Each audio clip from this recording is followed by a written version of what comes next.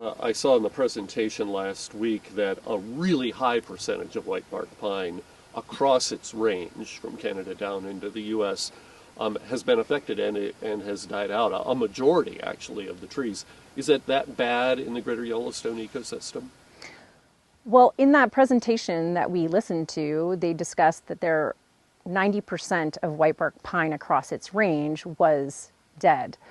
In the Yellowstone ecosystem, we found that through monitoring done by the Greater Yellowstone Network over the 20-year period, we found that 79% of overstory trees in the Yellowstone ecosystem are dead.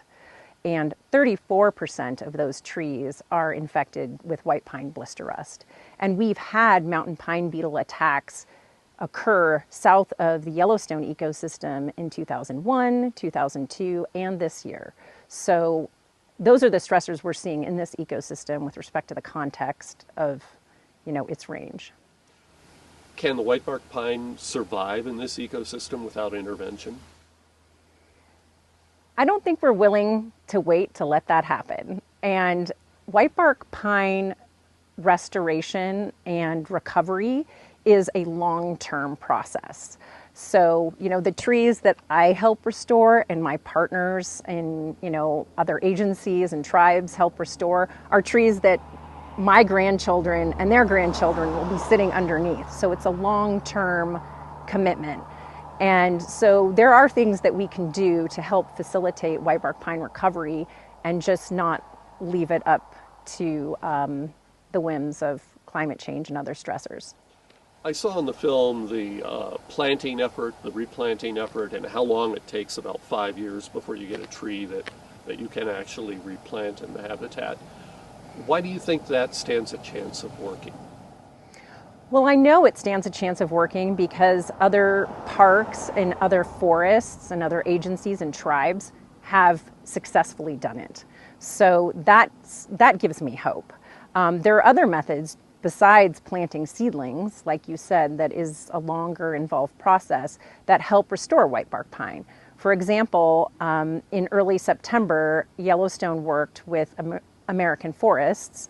Libby Pansing from American Forests came out here and we did a direct seeding effort in the park to test that to see if that's a viable strategy, because it has been shown to work on the Beartooth Plateau with high levels of success, about 70%. So that's something that gives me hope. All right. Yeah, and Beartooth Plateau is close, so it's similar habitat Yes. as we have here. And so do those have to be seeds that you already know are blister rust resistant? Yes. So people have been studying whitebark pine for a long time. In the 1940s, Olaus Murray observed grizzly bears feeding on whitebark pine seeds. In the 70s, Diana Tomback demonstrated the relationship between whitebark pine and Clark's nutcrackers. And in the 80s, the grizzly bear study team started studying bear use of whitebark pine seeds.